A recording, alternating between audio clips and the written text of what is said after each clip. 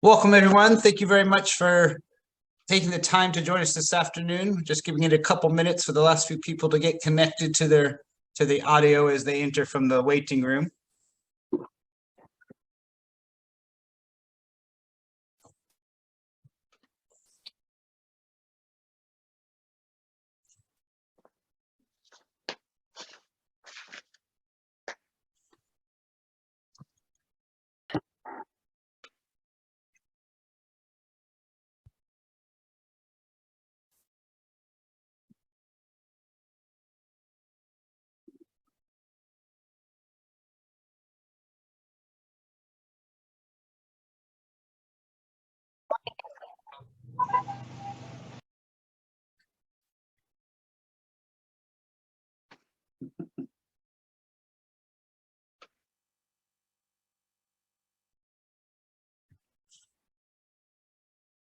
So once again, welcome everyone. I'm going to go ahead and make a start.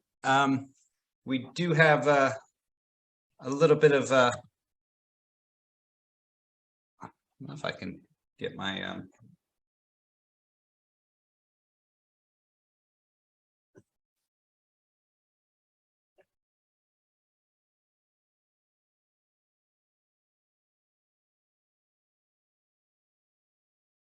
there we go. Just wanted to remind everyone that this afternoon's event's being recorded, and that by registering for the event, you've consented to be in that recording. You're, of course, at liberty to keep your video off if you'd not like to show up in the video later, but we put that up on our website so that other members can see what they may have missed. If it's all possible, if you can try to make sure that your display name matches what you registered under so we know who you are. And also we're checking that against our registration just to make sure we don't have any unwanted visitors, but you're all most welcome, I'm sure. If you happen to be under 18, could you please just make sure it's just your first name? We don't want to record your first and second name, obviously for protection rules. Just to let everybody know that all the presentations that will be presented this afternoon will be on our website by next week. So that you don't need to take notes, but you can go through those PowerPoints at a later date. We'll make sure that you get links to those. I also want to encourage you to use the chat function. I know Jade's in the background there, welcoming you to introduce yourself in the chat box and your organization. Any questions you have throughout the event, please dump them in there as well. And that way we can keep an eye on them. And if by some chance we can't get to them, we'll try to get back to you on answers for any of those questions you might have.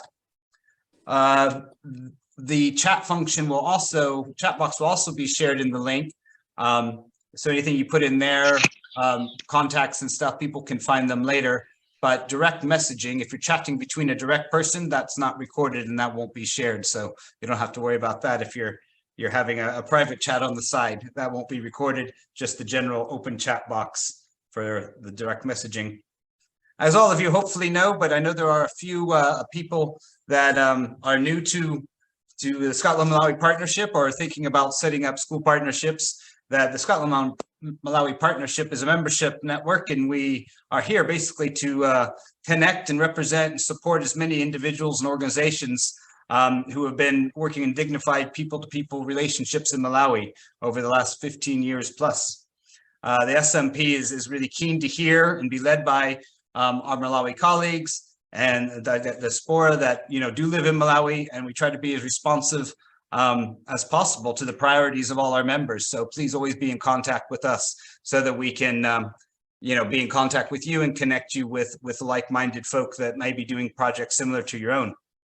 As I think most of you know, but we always like to clarify, the SMP is funded, but we are independent from the Scottish government, but we thank them very much for their support. And I think there's a couple members there this afternoon that are joining us. So thank you for taking the time to join us.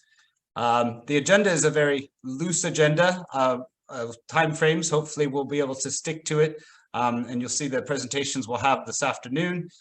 This actually started many months ago when James and Don and I were having some chats early days when I first joined the SMP, and realizing that we were working with schools almost in isolation. And so it's been our attempt to kind of pull those schools together that have relationships with Malawi schools and colleagues so they can get the best of that experience and all the support that our organizations can offer. So you'll hear more about that this afternoon. So that all being done, to formally welcome you all, like I said, particularly the youth and school members of the SMP, and particularly teachers who've had a long day teaching. I really appreciate you've taken the time to Zoom in this afternoon, and hopefully you'll find the time worthwhile, give you some new ideas and perspectives. We want to also say, who hopes with us today, we wanted to say a quick welcome to Henry Kazua, who's our newest member of the SMP team. If you're following our newsletters and social media, you see Henry just joined us last week, and he's going to be with us for the foreseeable future. He's completing his PhD in geosciences at the University of Edinburgh, and he's going to be working on some forestry enterprise analysis work for us and some other support. And it's really nice to have Henry with us. And we'd particularly like to welcome all our MASP colleagues and any other Malawi MASP members who have joined us this afternoon. We appreciate that it's very much home time there. So thank you for extending your day a bit to be with us. And lastly, some apologies from Stuart Brown, who's our interim CEO. You all know very well. It's been there as long as anybody else, if not longer at this point, because we're all changing all the time. Stuart's down in London. He went down to attend the AGM for the UK Parliament's Malawi All-Party Parliamentary Group. And he's also been at the Malawi High Commission this morning. And so he'll be traveling back up later, probably now. So apologies from Stuart. I've met many of you over the last few months, but just as a means of introducing myself, if I haven't met you virtually or in person yet, I did join the SMP in August last year, so not very long ago, but it feels like a while now, having learned so much. Just quickly, I lived in Blantyre, Malawi for 20 years, where I worked as a primary year 5 teacher, and then later a head teacher of a small independent international school. And my family, we moved to Scotland in 2020, just in between the pandemics. And I'm very happy to have found my home away from home, being here at the SMP and getting to know many of you who also have a love for Malawi. I just threw a couple images there of my family, but, you know, a couple of my favorite spots in Malawi, the picture on the left being Mumbo Island, which is one of our family favorites when my wife and I got married. And the picture on the right being Chuchula Hut on top of Mulenji Mountain, which is also one of our family favorite spots. So quickly, I'm just going to share a few insights since I've joined the SMP and getting to know many of the exciting Scotland and Malawi school partnerships, and learning a lot from the inspiring people that have been behind these partnerships over the years. Like I said, this is kind of my takings from the last few months, and we can all appreciate, and I don't want to spend a lot of time on this because we'd like to get over post-pandemic and into our next phase, whatever that is, of after the pandemic. But I think, you know, we have to acknowledge that it has posed a lot of challenges to school partnerships. There's been quite a slow return to kind of normal school routines.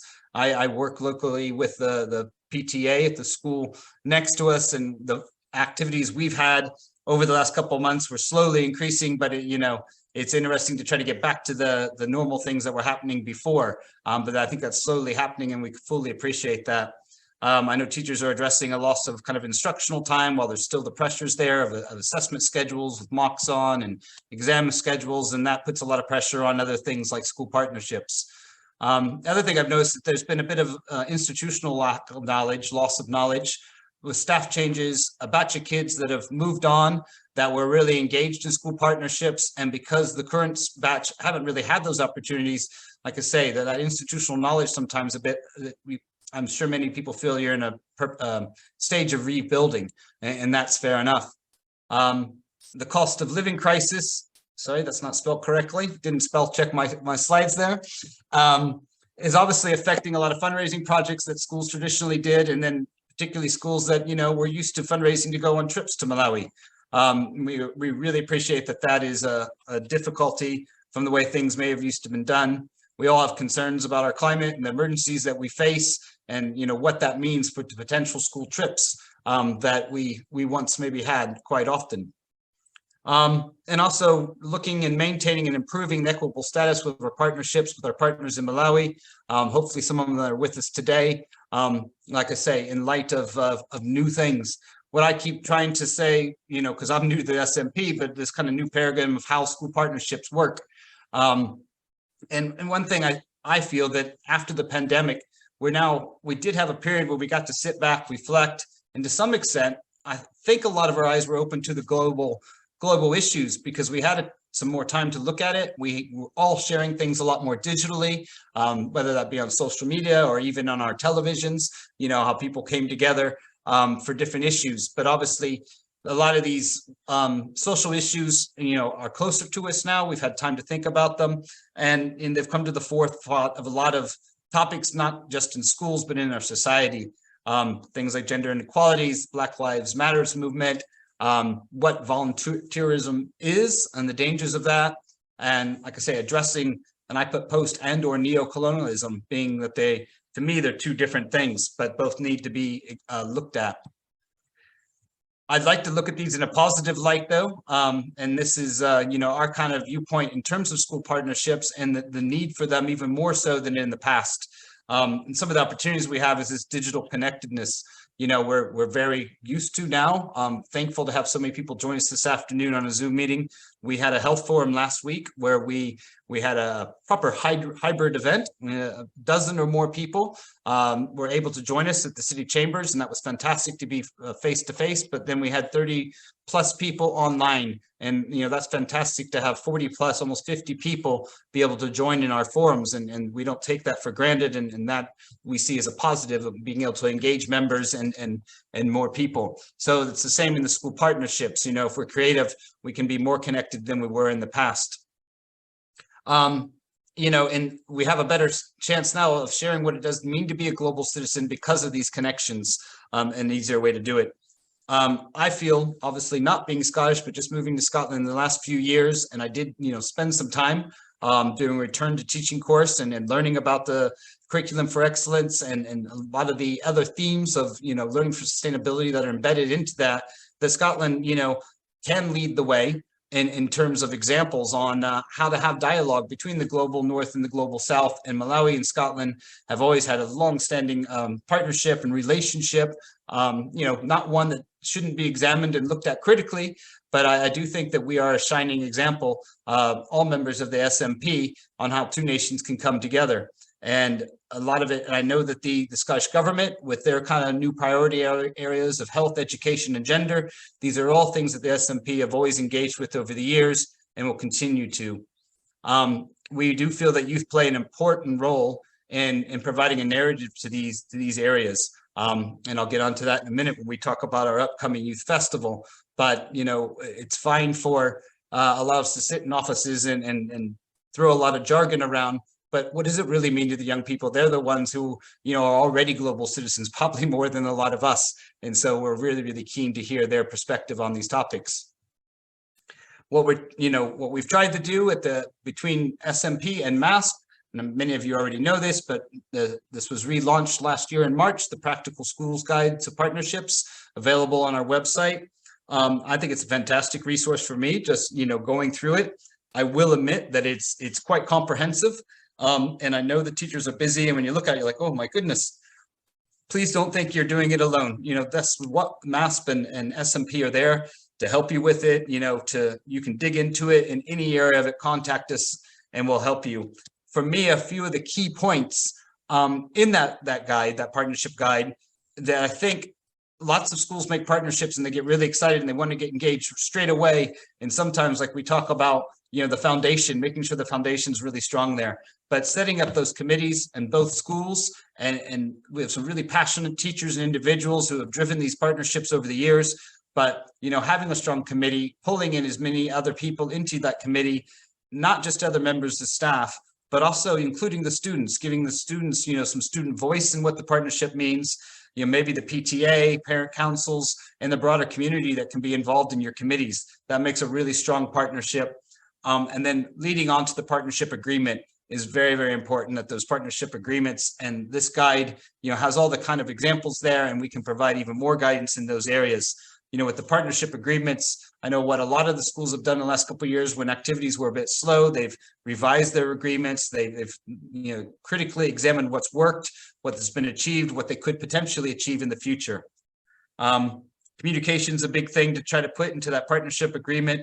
When you're going to communicate, how you're going to communicate. Obviously, with Zoom and WhatsApp, they're fantastic technologies, but we also appreciate that sometimes there's limitations there, particularly with, unfortunately, the I still say ESCOM, innately living there for so long, the electricity issues that you know, Malawi does face sometimes, and network cost as well, and data cost, but there are ways to overcome that.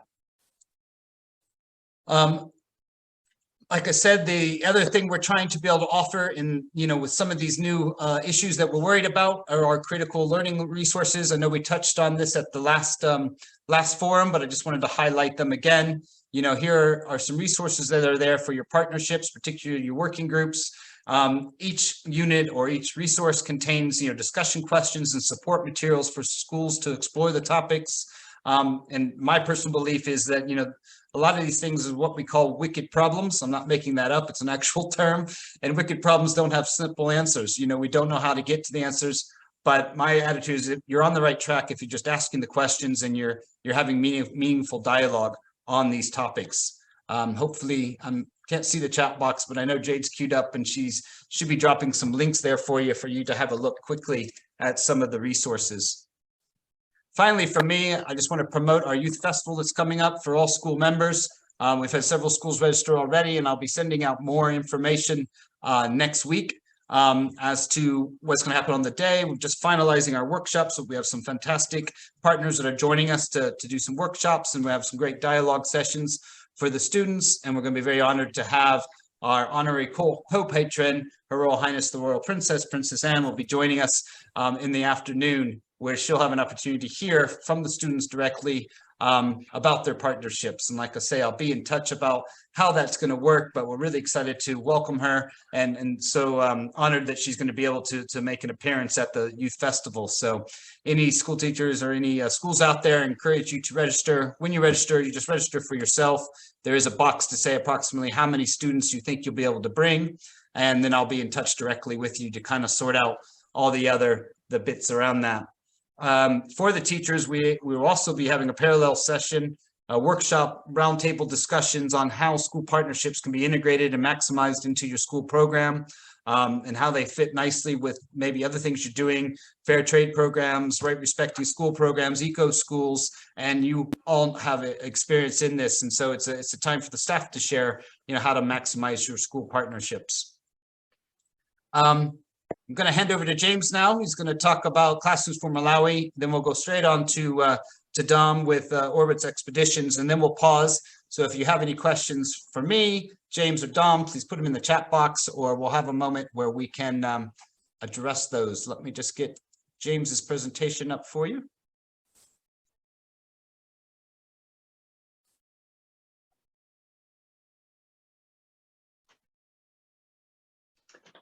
Thanks, Chad. Thank you very much. Hi, everyone. I'm James Kelly, the chair of Classrooms for Malawi. Sorry about my screen. It's acting up today, so I'll have to keep dipping in and out to stop it flashing. I just nip onto the first slide. Chad, thank you. Just tell you a little bit about the charity. We're founded in 2012 by a group of friends who were reacting to visits to Malawi, noticing the chronic overcrowding in the schools. We currently estimate that the figure is around 41,000 classrooms are being needed to bring every child in from under a tree. We seek to address the fact that the children are being taught under trees or without proper facilities. We seek to alleviate poverty through education. We're based in Scotland, in Rutherglen, near Glasgow, and also my colleague Desi Trigu, who's with us today, is based in Blantyre, in Malawi. Desi will answer all the difficult questions, by the way. We currently work in 35 schools and 15 nurseries across the whole of Malawi. And in total, that equates to just over 37,000 children who attend schools or nurseries supported by Classrooms for Malawi and our partners. Mr. Trigo is with us, as I said, and also my contact details are there. Thank you, Chad. Sorry, I'm trying. Just can't get the help these days. Just locks up on me every once in a while. Come on. Okay, thanks very much. That's the one. Okay, just to give you a little overview where we are. Chad covered a lot of the issues that we all are addressing as charities. For us, what we had to do is initially, in the middle of all the COVID outbreak, is review our strategy.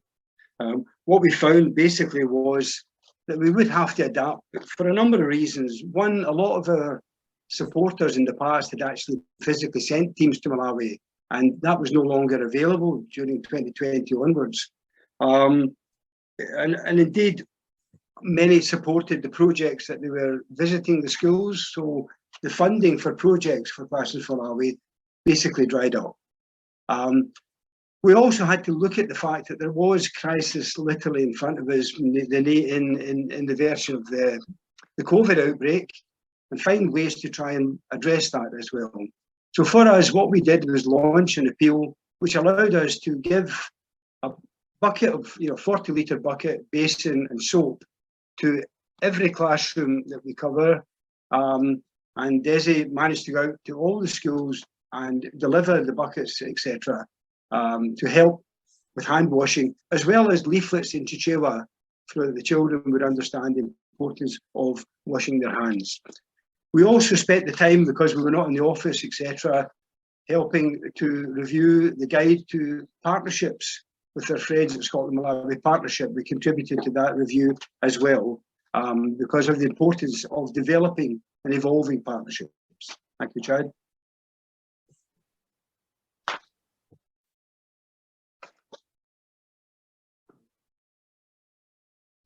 Looking at our strategy, we looked at a short-term strategy because, quite honestly, trying to strategize for 10 years, 5 years, or 3 years in the current world is almost impossible. So we've looked at a strategy for 1 year, 2022, 2023.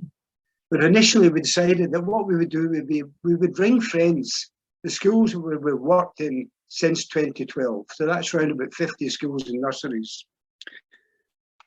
We would also then look at ways of providing support for those schools and nurseries, following what we call 8 pillars that we selected from Malawi government's own recommendations for quality schools. So we selected 8 items that I'll give you a note of in a minute. Sorry about this camera. So basically the idea was we would try to support those schools as much as we can with what resources we had. And also what we would do is look at the guidance that was incorporated in the Scotland Malawi Partnership and try and encourage others to look at the guidance in terms of how we create a partnership, what it means to be a partnership, and how we can take partnerships forward.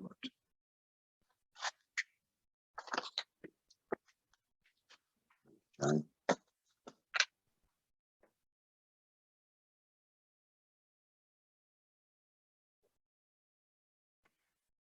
Yeah. Can we move on, Trad? Yeah, I'm trying. There we go. Thank you. Okay. These are the 8 pillars that we use in terms of moving forward.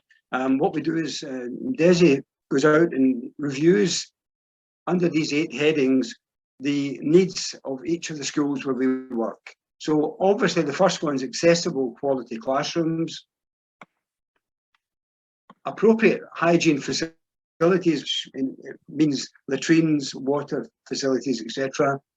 The relevant furniture in the classrooms, which we all know sometimes there's very little of. Adequate learning materials, and again, that's very common, as we know from visiting schools in Malawi, where in the rural areas, children don't have pencils, paper, etc. Looking at offsetting carbon footprint, whether it be in the materials we use to build, or indeed if a group go out to Malawi to travel. Looking at a thing like developing a school garden, so the school can be encouraged to grow their own food. Look at the feeding programs, which of course our friends Mary's Meals and others are very, very prominent in doing, and seeing if each of our schools has a feeding program. And then trying to help with empowering the community to engage them with developing the school itself and finding ways of doing that. Looking at the non-travelling schools, I would say what we've tried to do is develop the concept of a mutual partnership with the partner school in Malawi. develop that partnership based on equality, dignity, and reciprocity. I can't say the word reciprocity. When we're looking at raising funds to facilitate improvements of the schools, what we're suggesting for the partner school in the UK or Scotland is to say, have a look at the needs assessment we've drawn up in those particular 8 pillars, and we can give you some guidance and ways that you can perhaps offer assistance. And we've already seen some schools have said that's something we would maybe like to look at. The days of a school perhaps being able to raise 20 or 30,000 pounds for a 2-classroom block might take some time to come back, but in the meantime they might be able to raise some funds for one of the 8 pillars that we're referring to. So there's ways in which we can help each of the schools where we work. And also we're encouraging and harnessing the power of digital communication. For schools that are travelling, again, what we're asking them to do is to have a word with us if they intend to work with us, to look at what structural improvements might be needed at the school. Again, DESI and our accredited builders are very much involved in establishing and assessing the needs. We recommend that structural improvements can be done in Malawi before a group go to Malawi. We say that we can employ local builders, we can get the work done. We're then saying that you can then look at the possibility when you engage with the school, when you're at the school, of looking at maybe other items along the 8 pillars approach, where the things that you can do and interact with the school, play, etc. And that would be a useful way of spending time in the school itself. We're thinking of it more as an educational and a learning opportunity for each participant to take forward the idea of being a global citizen, and also to embrace the challenges that they find when they visit the school itself and the community there. We also encourage looking carefully at partnership agreements and trying to develop a sustainable partnership, an agreeable partnership where both parties are taking part in forming the ideas of what kind of things they're agreeing to take forward. So partnership agreements we think are a very, very important part of starting or evolving the partnership we already have in place. Okay. That's it from us at the moment. I'm happy to talk about any of these issues, and I'll hand over to Chad. I'm going to hand over to Dawn. Thank you.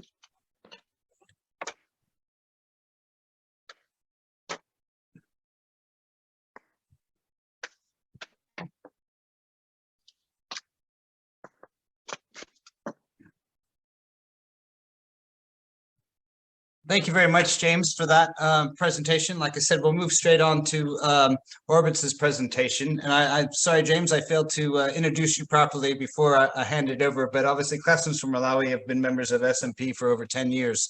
And James is the chair of that board for it. And Dom, I met many, many years ago when I lived in Malawi, is the managing director of Orbit's Expeditions UK and Orbit's DMC Malawi.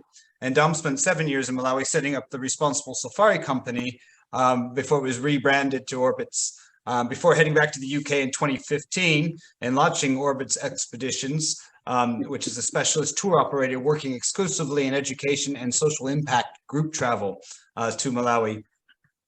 So RSC and Orbit's have had been long-standing members of the SMP since pretty much its conception. And definitely pre-pandemic, they were working with 50 times more schools traveling to Malawi annually or biannually, and have operated over 100 different school groups to Malawi over the past 15 years. So skilled in school trips. So we'll hand over to Dom.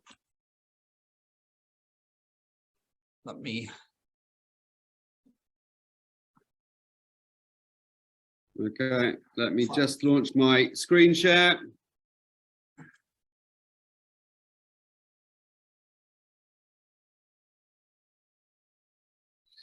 Okay, Chad, thanks very much for that. That saves me my first job of the introduction.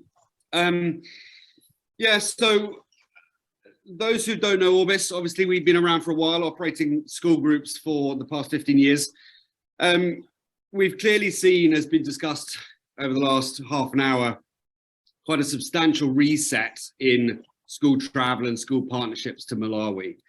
with a 3-year hiatus and what's come with that, we have seen a changing landscape post-COVID. And so what we are looking to do now is to see how we can enhance and develop the traditional school partnership model and develop it far more into a global citizenship approach, with the idea that we're all able to create more sustainable, responsible and essentially more positive programs for students looking to travel out physically.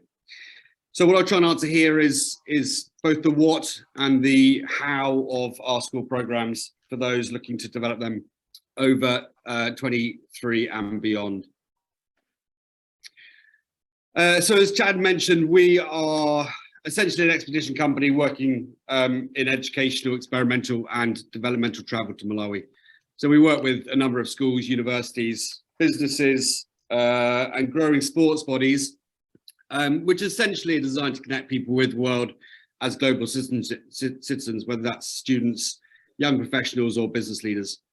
After 15 years of being on the ground in Malawi itself and in the UK, we are seen as the primary educational and social impact travel provider to Malawi nowadays.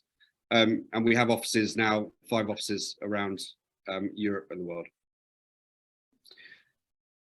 So over the past sort of decade, we've been developing a model outside of the traditional tour operator framework, very much developing our model around the global goals and global citizenship, global development. Our school programs have been branded for a while under Passport for Life programs. These are essentially designed to educate students of all bodies and backgrounds on issues affecting the world today, both in the UK and around the world and importantly in Africa. Our programs are designed to provide an overview of all kinds of development opportunities, encouraging students to learn, develop skills, and notably those including communication, adaptability and leadership prior to university and work placements as they leave school. So our model is very much to link groups together in local community settings where we are able to widen students' horizons, promote transformational learning, and make sure that students are set up as much as possible to become successful and responsible citizens in today's society. So the overarching objective is to provide students with practical, real-life examples of global development challenges, offering learning potential as much as we can in combination with physical hands-on experiences. The aims, education-wise, to get a basic understanding of the key challenges facing rural communities in Malawi today, to develop an understanding of cultural identity and how this influences its sustainable development, and to possess the skills and competence to teach others about global sustainability issues. And we are strong believers as an organisation that experimental learning widens all horizons and promotes transformational development, leading to an improved life and global skill set. Moving on.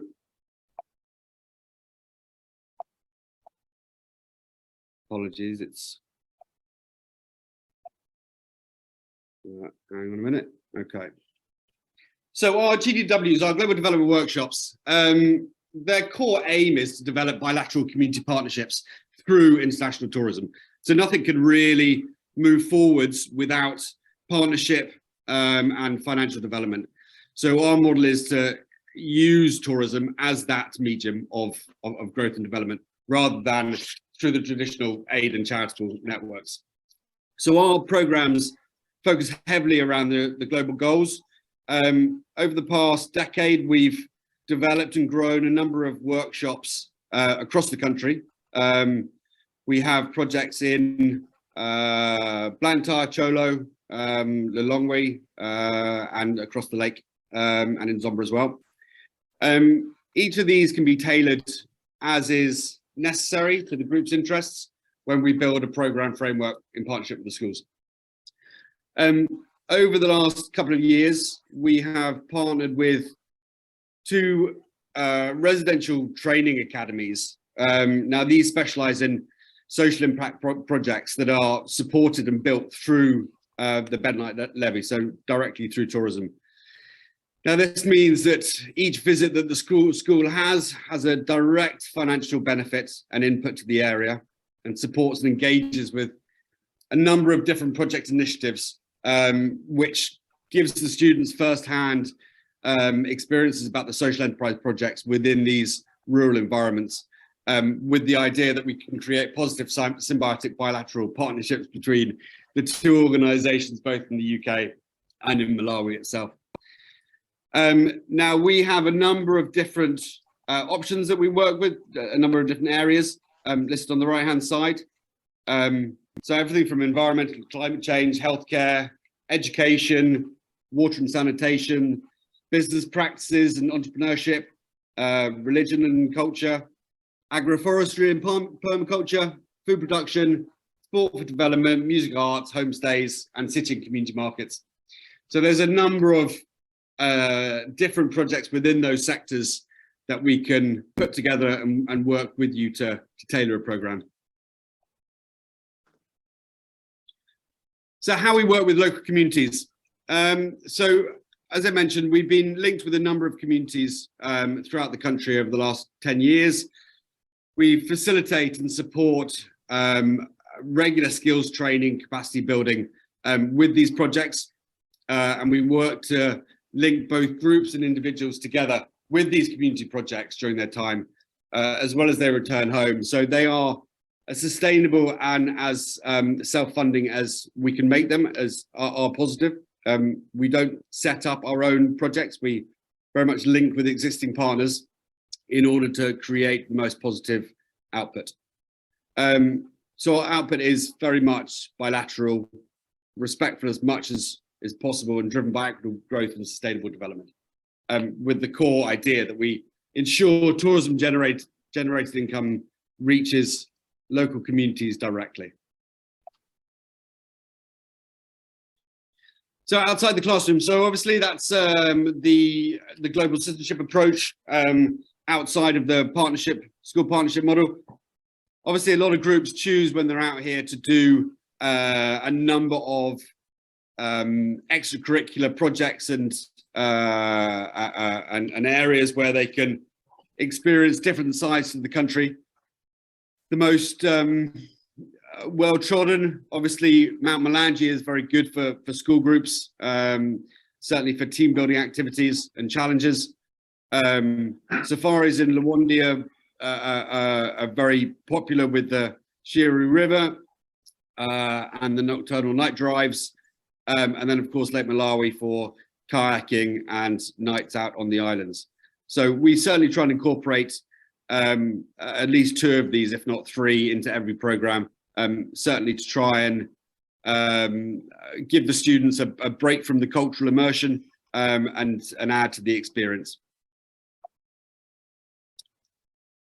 So as a summary to the program, obviously each program is very much tailored from start to finish, but we like to have a program structure which is based around 3 primary pillars.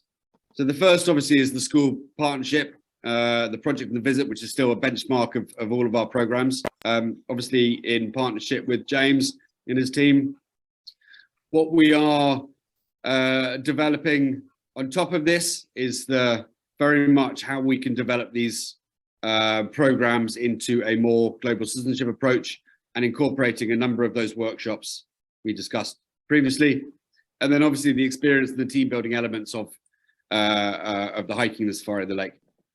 So a sample program would be the first 4 days within the school environment, working alongside and within the partnership school, broken up by a challenge, then heading into a global workshop experience, a residential experience for 5 or 6 days, and then ending with a safari and lake experience at the end. So what support do you have in the UK and in Malawi? So from the UK, we will work with you from the beginning.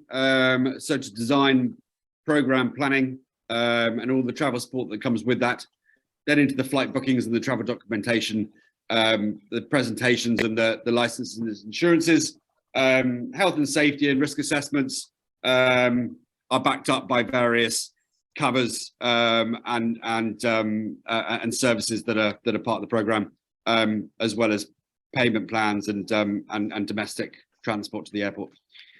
In terms of Malawi, obviously it's the same team or the same organization that you'll be involved with. So they pick groups up at the airport with our own guides and vehicles, and they offer their 24-hour backup and support through the Blantyre head office.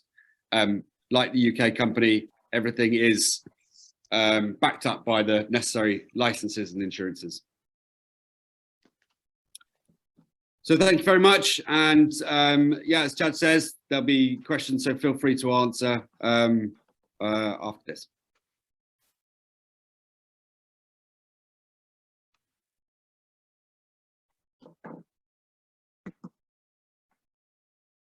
Chad, back to you. Thank you very much, Tom. Like we said, we'd like to pause there briefly.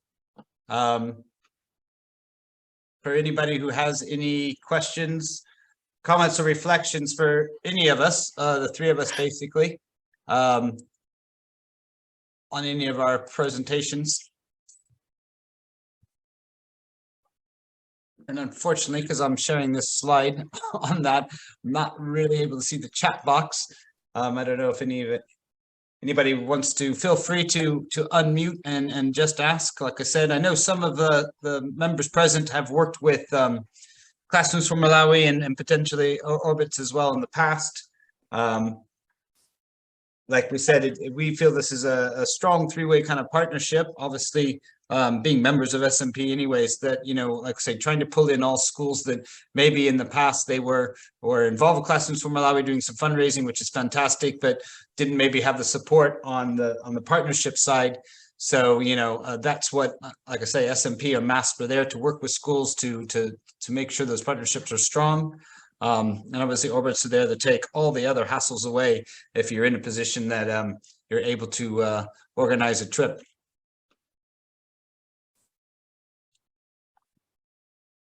Chad, we have two questions in the direct chat there. Number one, does Classrooms for Malawi work in partnership with a local NGO? And a second question for Classrooms for Malawi, do you work in the northern part of Malawi?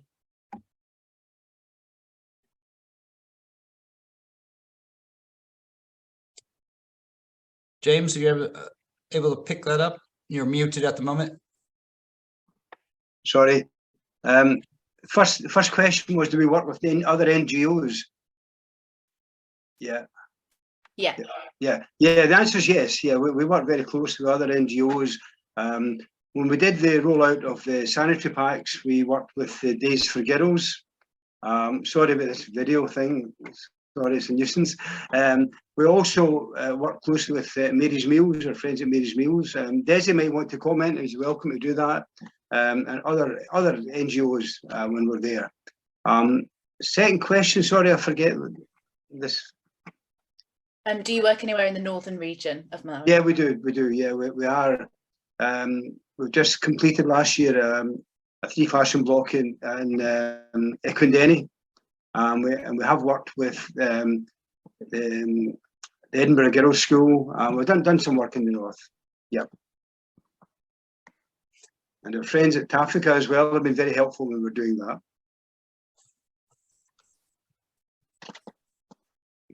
Desi, if your network's okay there, feel free to jump in if you have anything you'd like to share from your side. It'd be great to hear from you. Yeah, I think James has said it all. We work with various NGOs, and he has given examples of Mary's Meals, Tafrica, and we also work with other NGOs that are working in specific districts. For example, here in Blantyre, we work hand in hand with them to discuss how we can develop our schools. And in terms of whether we are in the northern region, indeed, he has answered that question perfectly well. We cover the northern region. He has talked about, for example, Ekwendeni, Emazinyeni, that's in the north. And there's also Chihame in Nkatabe, where we work. Thank you. Great. Thanks. Great from hearing from you, Desi. Welcome. Thank you. Like I said, all the presentations we shared will be available later. You can look at them again slower and have a bit more time to reflect on them. So I just see one more question popping up there.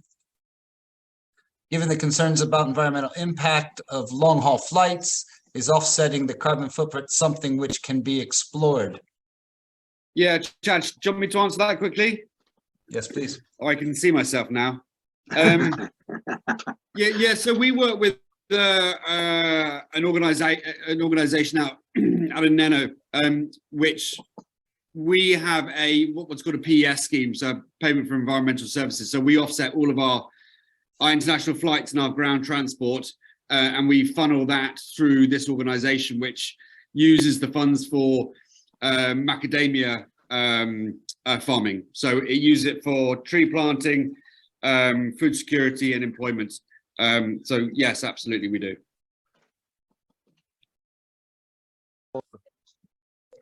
James, I have another. Remember? And our music playing, remember how raging it was? Do you remember?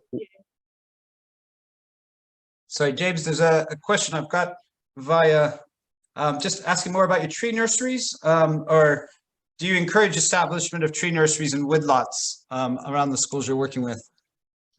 Yeah. Well,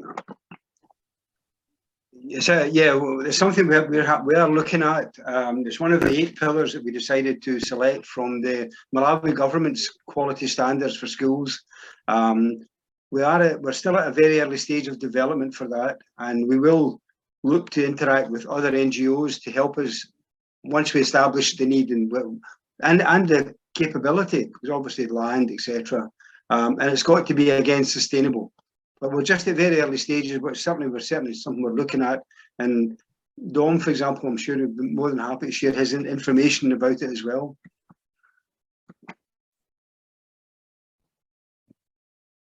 I know that question came from Henry, who's the forester, so he's quite keen. Yeah, well, that's great. And Henry, we'll be in touch with Henry very shortly. I know I had a meeting last week with Youth Link that also have a campaign here in Scotland for youth managed or forestry areas. So that is an area the SMP are really, I would think it would be really exciting to have school partnerships that are both involved in forest and tree planting. Exciting things to look at and explore together. Thank you. Yeah. There was a question from Jackie on work continuing post return. Yeah, so Jackie, I mean, over the pandemic, we ran a number of online workshops in schools dealing with global citizenship and partnership projects on the ground in Malawi. So we've got presentations that we have certainly been running, and we're happy to continue running them before travel and post departure. So we're 3 years out of touch with a lot of things, but we used to do live feeds with school partners into assemblies and classrooms. We did theoretical workshops in keeping links alive between the organizations and the schools post travel. Historically, schools have sort of traveled every year or every other year, so those links are kept alive through those periods. That's one observation I've had over the last few months is meeting with schools, and this is it's not a good thing or a bad thing. It's just reality that often a lot of the trips that have happened in the past are obviously geared towards the older students, and they have these amazing life-changing trips and experiences often right as they're leaving secondary school. So that is something I've been conscious of and trying to explore how to make sure that they pass it on, and that, like I said, that institutional knowledge both stays within the school partnership, but also I think when we question ourselves about travel these days, is one of the things too is making a pledge to yourself, your partnership, your partners, that you're going to maximize that trip. What does that trip mean? It's one thing I did want to point out, that when we look at volunteerism as a topic, that I think there is a slight difference between volunteerism or volunteering someplace and going on an educational trip, and bearing that in mind, that you're there to learn to observe, you're in somebody else's home. but what is it? What are you going to do with it when you come back? You know, it's, you know, and I think that's obviously what most school partnerships appreciate, that, and working with students, that they maximize their return trip and what it meant to them in giving back, paying it forward, so to speak. I'd like to make sure we have enough time to hand over to our colleagues in Malawi, our MAS colleagues. So Ruth and Linda and Ntumeni, if I can hand over to you with some updates, and I know you've had a busy few weeks recently with different meetings. If I can hand over to maybe you, Ruth, to begin with. Yeah, sure, Chad. Thank you for passing it over to me. Like Chad said, I'm Ruth Malua. I'm with Malawi Scotland Partnership in the Southern region. So I'll just give a brief of the activities that we had in the past weeks, especially in school partnerships. After we launched the guide last year in March, the partnership guide, we've embarked on sharing the information from the partnership guide. As we're all aware, it's quite a huge document, so it's quite difficult to go through it. So we have engaged in regional school forums, where we had the first one in the Southern region and another one in the Northern region. So together, collectively, we have reached out to 30 schools, which were involving lead teachers and also partnership committees. The idea behind it was just to help them spread out the information on setting up committees and how to communicate with their partners, because overall we saw that there were some gaps in accessing this information. So we went out to share this information in these partnership guides. We were also able to share information on safeguarding, just a brief, because we know now it's an emerging topic, especially that the schools are involved with children. So when it comes maybe to sharing posts on social media, we thought it was wise to start introducing the topic of safeguarding to the ones who are leading these partnerships. So we also developed work plans at these regional school forums, because we want the schools to be able to tell on what activities they're going to embark on. For instance, there's issues of climate change, issues with agriculture, teacher-to-teacher knowledge sharing, and we also want to start introducing student-to-student interaction, where students actually interact directly in the partnership. That way they also feel like they're part of the partnership. So we did the work plans, which are going to be rolled out later this year, depending on how the schools want to start acting. And we also had meetings with the district education managers, because we understand that the school partnerships that we have are under district education managers. So we thought it was wise that they also are aware of this information. And also to have a possibility of them share information with us on the schools that we may have missed, who also have partnerships in their districts, because not all partnerships are introduced through the Malawi Scotland Partnership. There are other partnerships that are linked through individuals, or maybe they just went directly to the schools. So we're just there to share information on how they can make their partnerships a success. I think moving on, we're having upcoming activities that we plan to do, digital forum exchange, where we want to try to have a first classroom to classroom exchange. Now that we're in the digital era, we feel like maybe we can pull it off to have a class here and the class in Scotland who are going to share experiences on a live chat. So pretty much that's the activities that we've done in a brief context. But I'll call on Linda so that she can also share on her upcoming school regional forums on the different issues that she's bringing up. And thank you, everyone. To add on what Ruthie has said, from the central region, it's been quite hectic. Sorry, Linda, Are you able to hear me? no, it's really soft, at least on mine end. Okay. Are you able to hear me now? It's still quite quiet. Earlier, you were very clear. Okay. Is that better? A bit, yeah. Oh, okay. So I'm just going to share what we're doing in the central region. Like we're kind of identifying for the first time the schools that are partners with Scotland. And it was really overwhelming because almost 5 districts out of the 9 districts in the central region have partners with Scotland, but we were not aware of that. So this is going to be our first interface meeting scheduled next week. And I think most of the schools, their partnerships have actually weakened because of communication. So my focus on this partnership is to listen to the teachers on how they feel we can revamp the relationship that they have with their partner schools in Scotland. And I'm hoping that some of the schools that have partners with schools in Central Region, especially Kasungu, Ledzam, Lilongwe, and also Njinji, are here, and they can hear me that I'm calling out to them that the schools are waiting for them, and they're really looking forward to reactivating their relationship with their schools here in Malawi. And so we're just going to have a forum where we're going to listen to them and also possibly have a training on digital, how they can use Zoom or WhatsApp or Facebook as a means of communicating with their partner schools in Scotland. And also, as Ruthie has said, I don't want to repeat myself, we are going to also focus on, just highlights on safeguards. This is something that is really an important issue that schools should be aware, so that when we are using digital, they should know that the kids are also supposed to be aware of their rights, and also that they should not be abused because of the use of digital means. Their pictures should not just be taken and be put on social media without the consent of their parents. So all those are going to be highlighted, and I'm looking forward to sharing with you all next time we meet how this is going to go and what the key highlights that they will be presenting to us on how best the school partnerships could work better.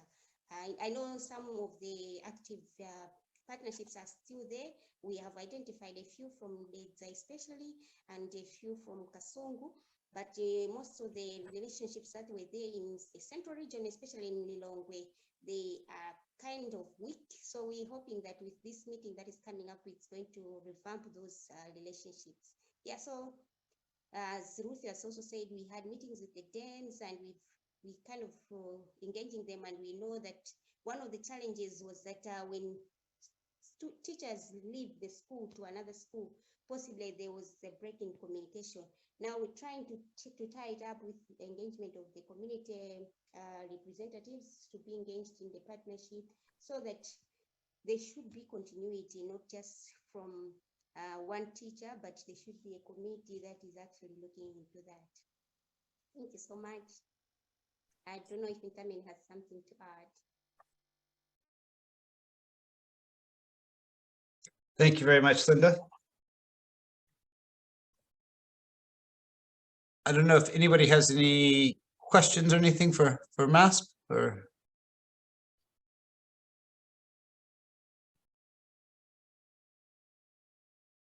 Chad, if I can come in, I've seen a question in the chat box asking on how many Scottish schools have active and ongoing partnerships. I think at this moment, it's difficult to tell, because the exercise that we're doing is also covering as a mapping exercise.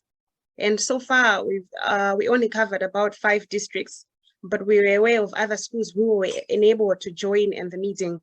So it's difficult to give quite a round figure of how many active partnerships are very active at the moment.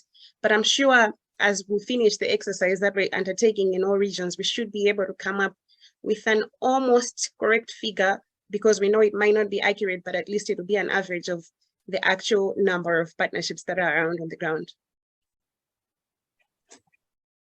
Thanks, Linda. And that, sorry, Ruth, and that is a perfect transition for what I wanted to ask of our participants now.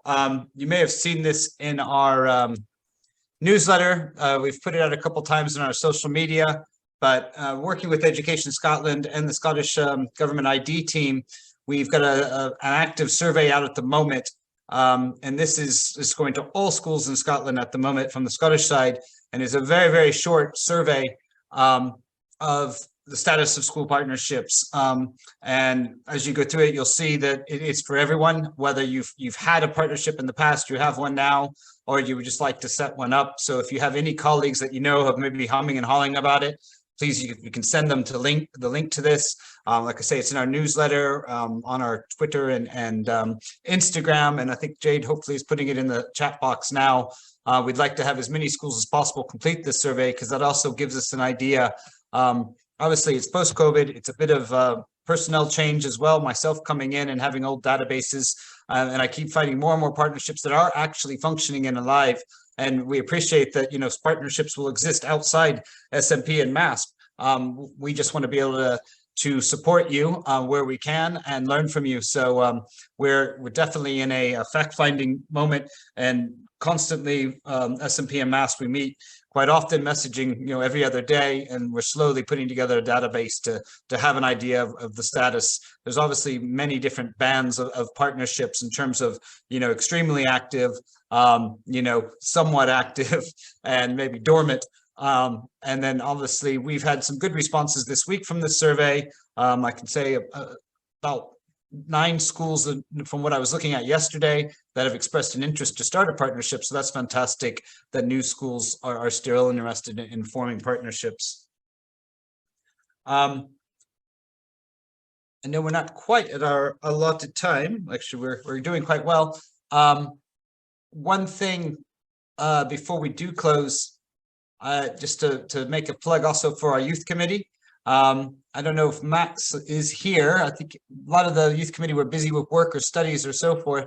We are still actively recruiting for any young people.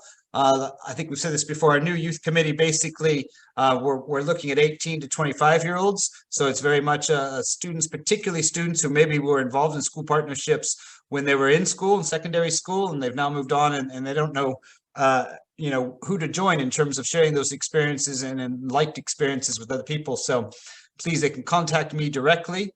We do have some links out on terms of, I can send a, you know, expressing interest, but it's either, you know, chat at Scotland Malawi Partnership or youth. If you know of anyone who might be interested in joining our youth committee, we have, you know, relatively active small committee at the moment, and we're gearing up for the youth festival. So it'd be great to have more people join us, particularly those that have a strong interest in Malawi and sharing their experiences. Max, not to put you on the spot, anything you'd like to promote for the youth committee? Yeah, I can say a few words. I joined in 2020 during COVID because I mean, we all discovered we had a lot of free time then, and it's been great for me. I joined in second year of uni, and it really helped me. Like, this is more to sell it to people who've just left high school. It really helped me develop skills for the professional environment. So, like working with other people in the team, like my colleague Rachel.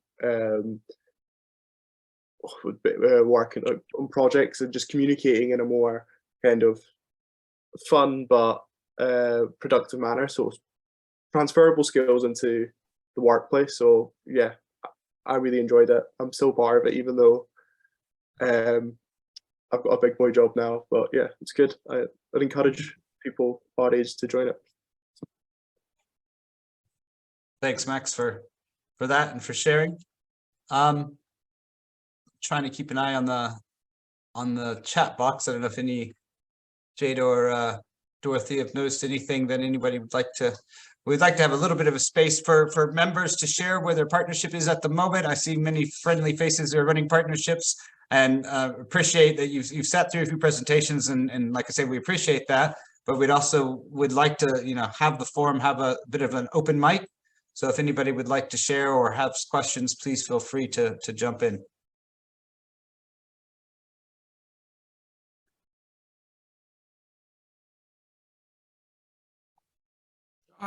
Sorry, Jar, it's Mitch here. Hi, Mitch.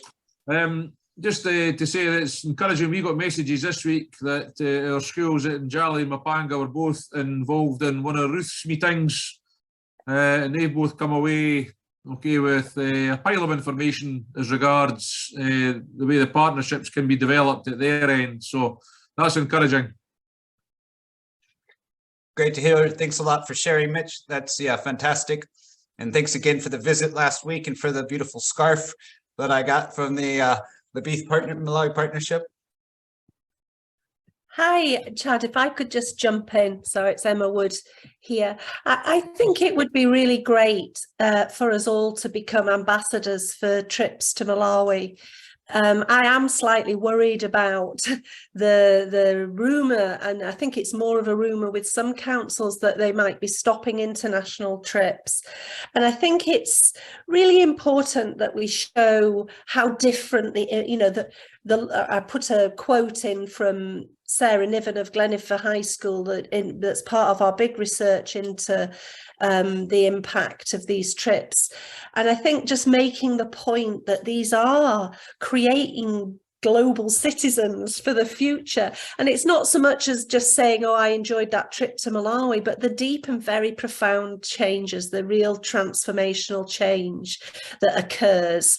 And I think we really would be poorer as a country if we're not having young people experiencing having that transformational experience that is going to live with them for life and is going to help stem this rising tide of populism. And, you know, there are these much bigger, profounder impacts, I think, from young people having this sort of exchange. So I suppose that's my plug. If we can all just try and put that message out to people whenever we meet policymakers or thinkers in this area.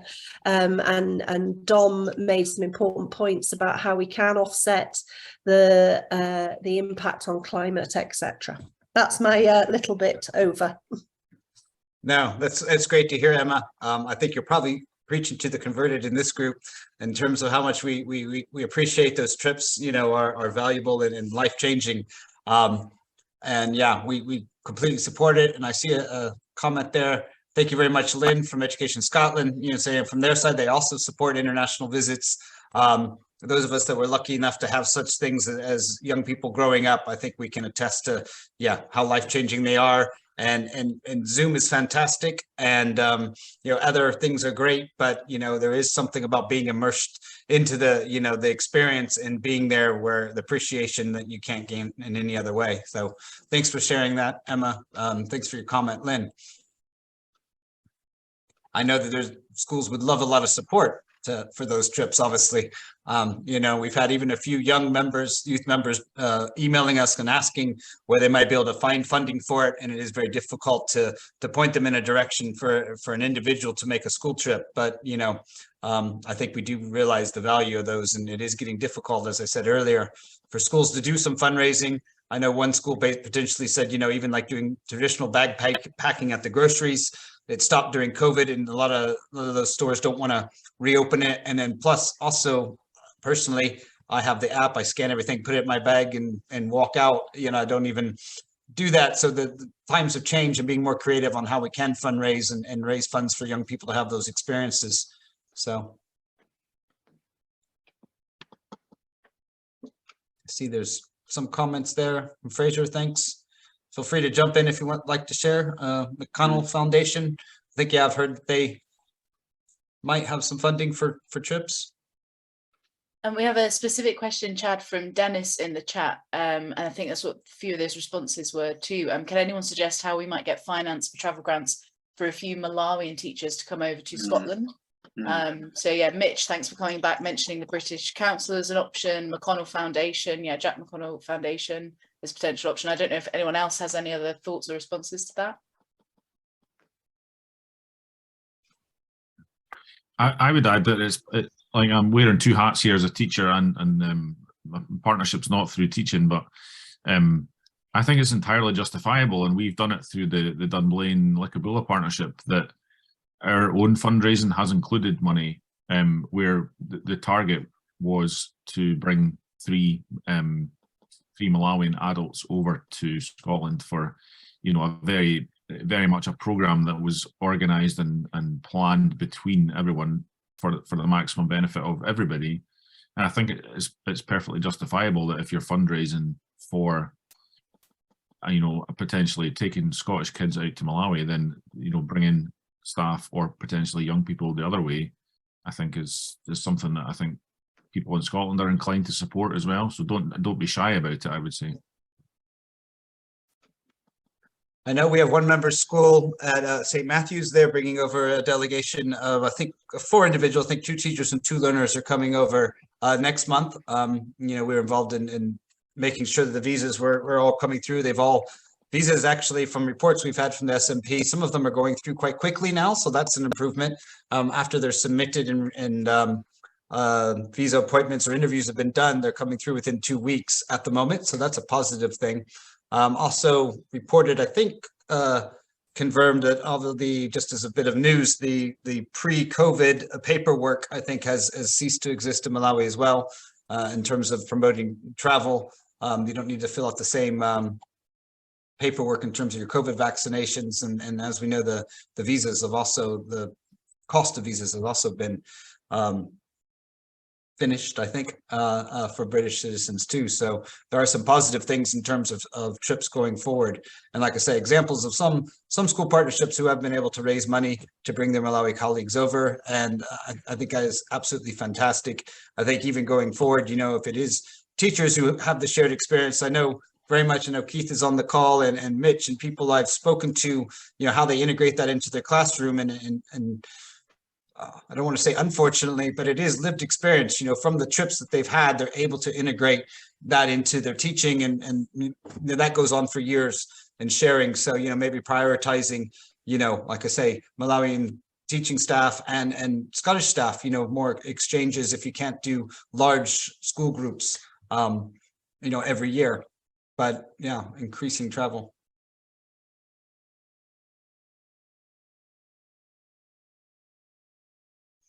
See, Sally's offered some help there. Yes, I know that Sally's on our board now and been involved in many trips over the years. So, at the SMP, obviously, we have lots of resources and contacts. So that was partly, what this afternoon's forum was about, just to make sure everybody knew of all the options and support that's out there. And hopefully, I can see there's a couple names here for schools I've visited recently who are just, in their infancy of setting up partnerships. So just to show you and how many people we could put you in contact with, and we're there to help you, grow your partnerships.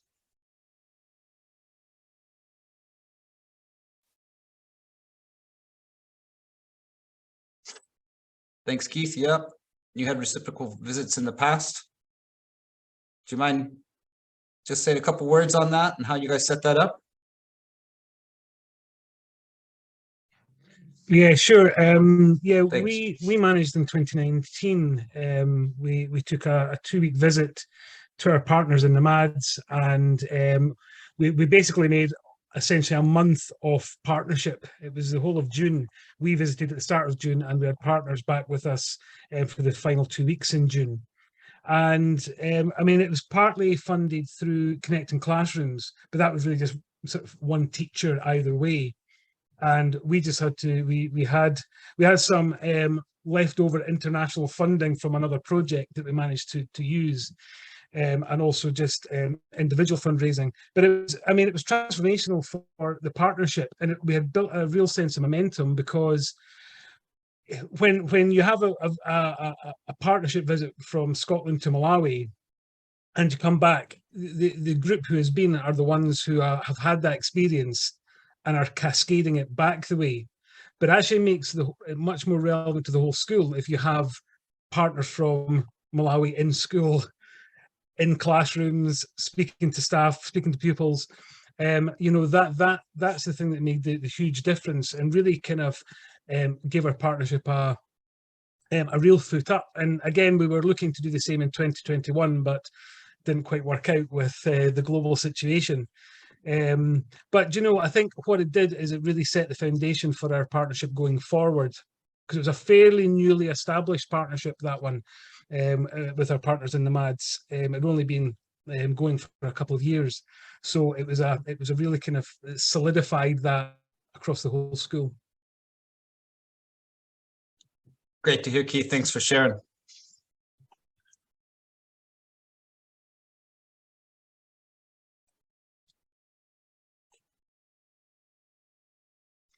Like I say, please feel free to jump in if you have anything you'd like to ask or offer. We'd love to hear from one another, our experience and where we're at now, like we said. While you're thinking about that, I just want to put a little plug for all the school members that are here today. The other thing we like to always encourage is for you to, I know it takes some time, but to update your profile page on the SMP website, you know, and make sure that, you know, a lot of, I know your partnership groups are running social media accounts, and we'd love to be tagged at the SMP for any of the Malawi related content that's on your social media, so we know what's happening where and we can help celebrate that. I know Jade's always looking for content for the newsletters on a weekly basis, and we really love to see what's happening every week in your schools.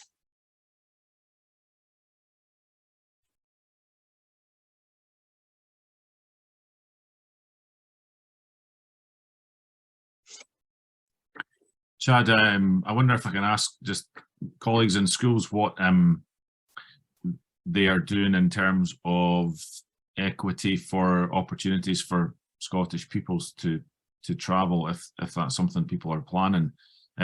Unfortunately, I had to have the email with Dom earlier this week that we decided at Boys Brigade that we probably cannot travel to Malawi in 2024 because of the amount of fundraising that we think we would have to do to ensure that any of our members that wanted to go could go, with the you know, that headline cost that Dom had put on there, plus additional money that we would want to raise for some work to be done in Malawi. So I just wondered, do schools still offer these things based on really on means to pay, or are they finding funding that or ways to fundraise to ensure that any people can go who wants to? I'm just curious whether we're sticking out on a limb here doing that, or whether it's something that the education sector is doing as well.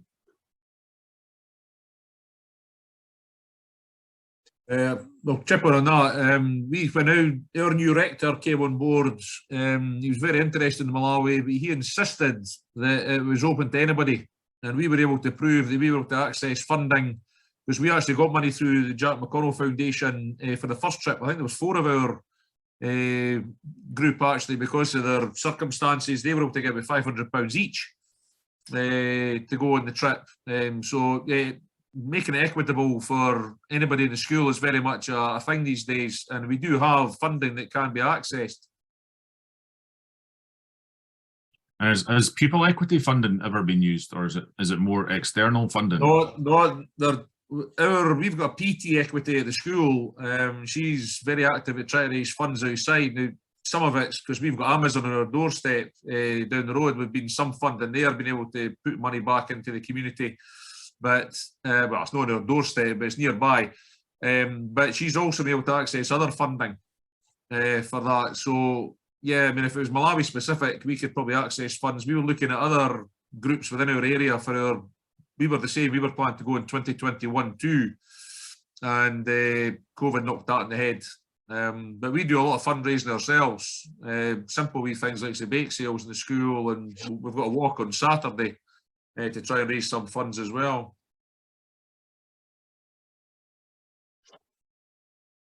Not really necessarily in terms of finding funding, but I know one thing that Dom and James and I had a chat a couple of weeks ago, and you know, and it's you know, maybe more up to Dom than myself, but the idea of you know, educational trips that go out to Malawi may not be from one school, but maybe, you know, a cluster of schools or a cluster of organizations, even through the SMP, that, you know, you have 2 or 3 people in your organization who would love to go on a trip, and I'm sure Dom would be able to design a trip, so which I think could be quite rewarding, getting to see different projects that you may not be, you know, involved with in different schools, and like I say, different health settings or any other kind of projects. So it would be more of a group, and it could be adults or mixture, depending on, you know, if it's parents involved and so forth, that could travel over to Malawi, and their agenda could be, you know, visiting partners in Malawi. Like I say, that's not necessarily a source of new funding, but it might make individual trips if different organizations within the SMP would like to go over and have that experience, but, you know, sharing cost in terms of transports, particularly in country in Malawi.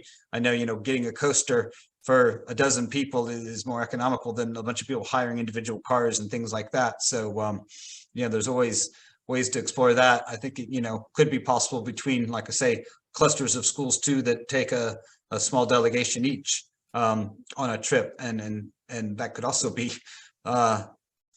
quite a sharing of experience. I mean, I know as a youngster, I was sent to Dallas, Texas on a trip and I growing up in the Midwest, and I was a bit upset I wasn't leaving the States until I got to Texas and realized I was in a foreign land, and it was quite a cultural experience. So, you know, maybe some of Mitch's kids from Fife and some kids from Glasgow probably could have a cultural experience there as well.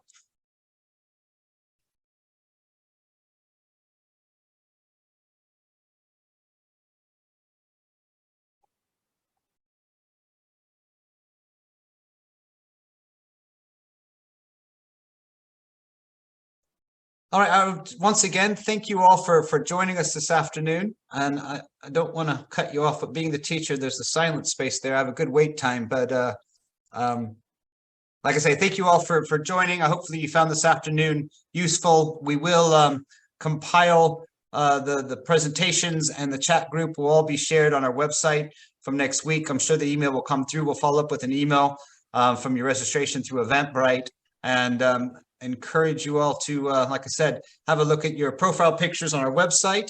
And those schools that are involved, please make sure you get registered for the Youth Festival. I'll be in touch next week to those schools. I know some of you in attendance have already registered, and hopefully we won't get to the, well, maybe hopefully we will get to the point where we'll have to cut off. We're looking at probably a maximum 150 people on the day. And I think the response this first week and a half has been quite good. So we're looking forward to that event as our next big event. And yeah, probably under about 3 weeks time. Well, about a month's time, on the 22nd of March. So Chad, can I just say thank you very much to you and the team for preparing today's presentations and all the work you've put in. Much appreciated. Thank you very much, James. Pleasure to have you.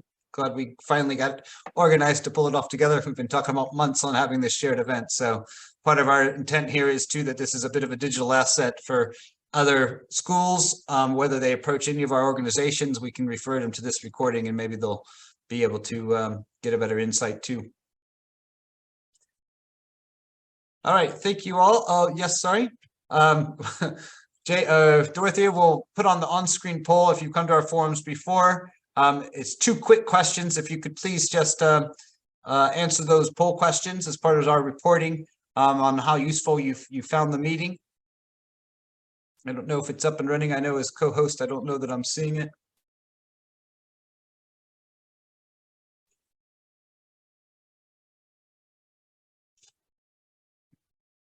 And once again, thank you for joining us this time in the afternoon, and have a good rest of your evening, and we'll catch up soon.